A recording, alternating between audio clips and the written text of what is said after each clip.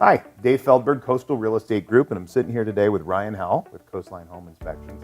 And I wanted to ask Ryan a question. Are there any warranties that come with a home inspection? Typically, no.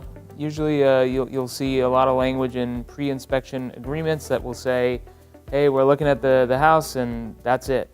We can only guarantee what we're seeing at this moment. So things change and things will break over time.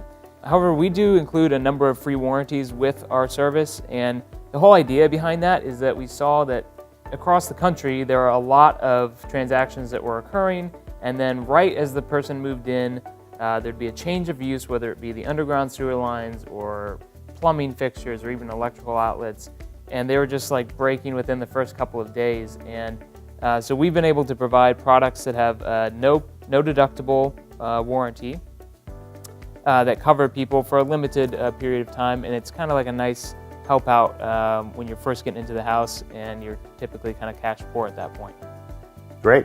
That's no additional cost? Yeah, no, we don't have any additional fees for that. We include it with every single one, and it really solves a lot of problems. And past that, you have your home warranty. Yeah. Great. Well, thank you, Ryan, and contact us. We'd love to hear from you.